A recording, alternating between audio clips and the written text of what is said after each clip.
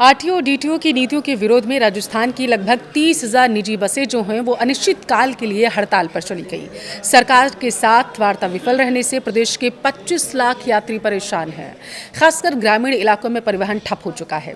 संचालन भारी चालान और बसें सीज करने की कार्रवाई का विरोध कर रहे हैं। अब सवाल ये उठता है कि इनकी मांगे क्या हैं, इनको परेशानी क्या हो रही थी और अब तक जो वार्ताएं हुई हैं आखिर उनमें क्या रहा है। सब कुछ आपको बताएंगे, वीडियो के लास्ट तक बने रहिए। नमस्कार, मैं पल्लवी रविंद्र सिंह। देखिए, राजस्थान के परिवहन क्षेत्र में सोमवार रात से एक बड़ा संकट खड़ा हो गया था।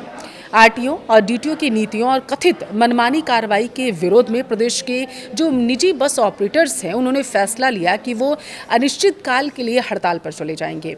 और इस हड़ताल से न केवल राजस्थान की 30,000 प्राइवेट बसें सड़कों से नदारद हो चुकी है, गायब हो चुकी हैं, बल्कि इसका असर पड़ोसी राज्यों तक पहुंच चुका है। जो होली पर जाने वाले लोग थे, राजस्थान से बाहर जाने वाले थे, अब वो राजस्थान में फंसकर रह गए, खासकर जो बस से जाने वाले थे। देखिए, सोमवार को मुख्यमंत्री कार्यालय में सचिव अखिल अरोड़ा के नेतृत्व में बस संचालकों के साथ एक बातचीत हुई थी, मीटिंग हुई थी। बैठक में प्रवीण अग्रवाल और सत्यनारायण जैसे दिग्गज नेता मौजूद रहे थे, लेकिन पहला दौर पूरी तरीके से बेनतीजा रहा है। बातचीत हो ही नहीं पाई कहीं पर।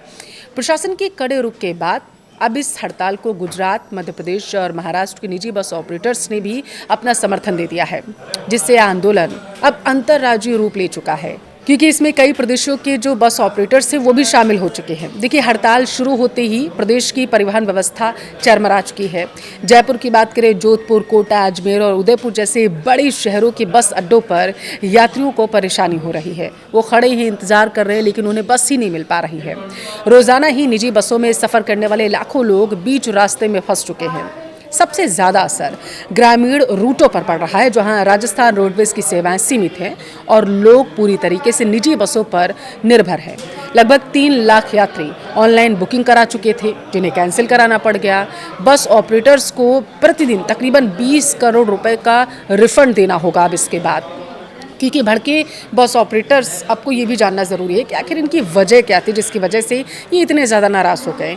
देखिए, आपके लिए ये जानना बेहद ज़रूरी है। दरअसल राजस्थान बस ऑपरेटर्स एसोसिएशन के अध्यक्ष राजेंद्र शर्मा के अनुसार जयपुर आरटीओ प्रथम और द्वितीय की कार्यशैली से संचालकों में भारी आक्रोश है। ऑपरेटर्स का आरोप है कि अधिकारी मनमाने ढंग से भारी भरकम चालान काट रहे हैं और छोटी छोटी बातों पर बसों को सीज किया जा रहा है।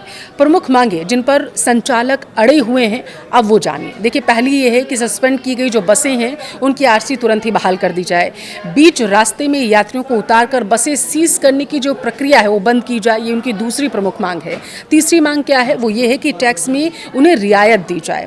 चौथी मांग, मोटर व्हीकल एक्ट की धारा 153 के तहत होने वाली कठोर कार्रवाई पर पूरी तरीके से रोक लगाई जाए।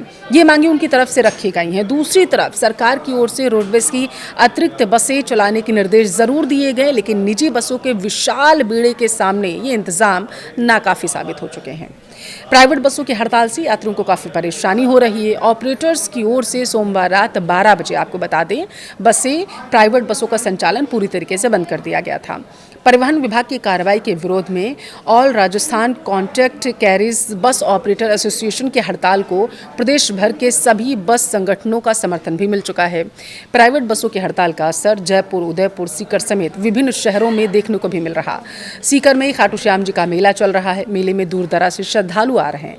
वापस जाने के लिए बस नहीं मिलने से लोगों को परेशानी हो रही है और इससे रोडवेज बसों पर यात्री भार ज़्यादा हो चुका है। जयपुर के ट्रांसपोर्ट नगर समेत विभिन्न इलाकों में प्राइवेट बस स्टैंड पर यात्री बसों का इंतजार कर रहे हैं, वापस जा रहे हैं घर। प्राइवेट बसों की हड़ताल से आपको किस तरीके की परेशानी उठानी पड़ रही है, हमें कमेंट में ज़रूर बताएं।